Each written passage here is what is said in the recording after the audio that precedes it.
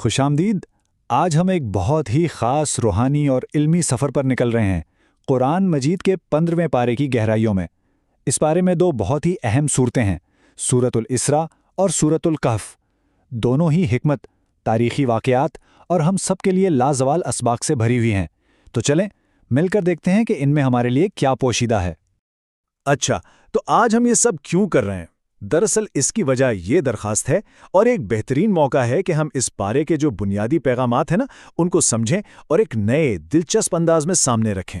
تو سوال یہ ہے کہ ہماری یہ تحقیق ہمیں کہاں لے جاتی ہے؟ اس پارے کی اصل روح کیا ہے؟ اور یہی وہ مرکزی سوال ہے جو آج ہمارے اس پورے تجزیے کی بنیاد ہے۔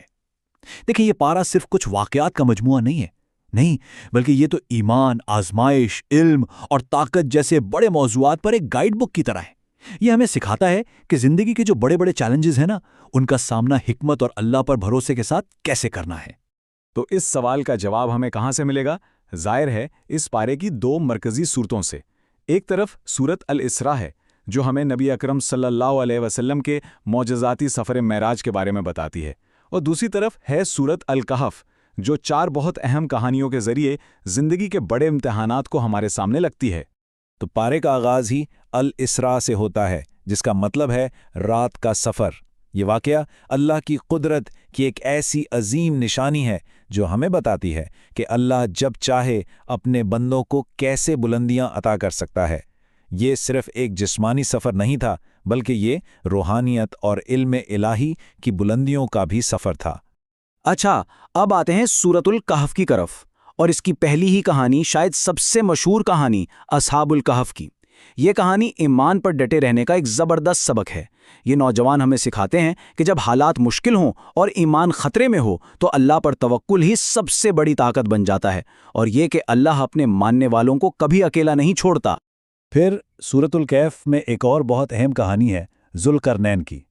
یہ کہانی ہے طاقت کے بارے میں، کہ جب طاقت ملے تو اسے استعمال کیسے کرنا چاہیے۔ ذوالقرنین نے اپنی طاقت لوگوں کو دبانے کے لیے نہیں، بلکہ ان کی حفاظت اور انصاف قائم کرنے کے لیے استعمال کی۔ یہ ہمیں بتاتی ہے کہ اصل طاقت اختیار میں نہیں، بلکہ اس کے صحیح اور منصفانہ استعمال میں ہے۔ تو ہم نے ان کہانیوں اور واقعات کو سمجھ لیا۔ اب سوال یہ ہے کہ ان سب کا نچوڑ کیا ہے؟ وہ کون سے مرکزی موضوعات ہیں اور وہ کون سے بڑے سبق ہیں جو ہمیں اس پارے سے ملتے ہیں؟ یہی وہ بصیرتیں ہیں جو آج بھی ہماری زندگیوں میں روشنی کا کام کر سکتی ہیں۔ اس پارے کا جو بنیادی پیغام ہے وہ یہاں بہت واضح ہو جاتا ہے۔ دیکھیں، ایک طرف زندگی کے چیلنجز ہیں، پیسے کی آزمائش، علم کا فتنہ، طاقت کا نشہ، اور دوسری جانب قرآن ہمیں ان سے نمٹنے کا طریقہ بتاتا ہے، ہمیں صبر، شکر، عاجزی اور اللہ پر کامل یقین جیسے روحانی ہتھیار دیتا ہے۔ اور سورۃ الکہف میں تو یہ بات بہت ہی خوبصورتی سے سمجھائی گئی ہے ان 4 کہانیوں کے ذریعے۔ ہر کہانی انسانی زندگی کے ایک بڑے امتحان کو ظاہر کرتی ہے، پہلے ایمان کا امتحان، پھر دولت کا، پھر علم کا، اور آخر میں طاقت کا۔ یہ کہانیاں ہمیں دکھاتی ہیں کہ ان فتنوں سے کیسے بچنا ہے اور واپس اللہ کی طرف کیسے پلٹنا ہے۔ اور یہ آیت، اور ہم نے اس قرآن میں لوگوں کے لیے ہر طرح کی مثالیں بیان کی ہیں، یہ آیت سمجھیں اس پورے پارے کا خلاصہ ہے۔ اللہ نے یہ کہانیاں کیوں سنائیں؟ تاکہ ہم ان سے سیکھیں۔ یہ صرف ماضی کے قصے نہیں، بلکہ یہ ہر دور کے انسان کے لیے رہنمائی کا ایک نہ ختم ہونے والا ذریعہ ہے۔ ایک سوال ذہن میں آ سکتا ہے کہ بھئی یہ تو پرانی کہانیاں ہیں، آج کے جدید دور میں ان کا کیا کام؟ لیکن حقیقت یہ ہے کہ ان میں جو حکمت ہے وہ وقت سے بالاتر ہے۔ تو آئیے دیکھتے ہیں کہ ان کہانیوں سے ہم آج اپنی زندگیوں کے لیے کیا رہنمائی لے سکتے ہیں۔ تو پیغام بہت سیدھا اور صاف ہے۔ ہر آزمائش میں ایک سبق چھپا ہے اور ہر کہانی میں ایک راستہ ہے۔ چاہے وہ اصحاب کہف کی طرح ایمان پر مضبوطی ہو، یا دولت ملنے پر شکر گزاری، یا علم حاصل ہونے پر عاجزی، یا پھر طاقت کا صحیح استعمال، ہر کہانی ہمیں ایک بہتر انسان بننے کی ترغیب دیتی ہے۔ تو آخر میں ایک سوال سب کے لیے چھوڑے جاتے ہیں۔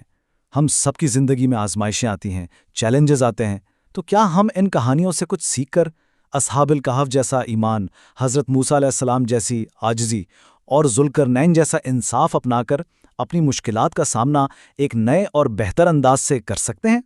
یہ ایک سوچنے کی بات ہے۔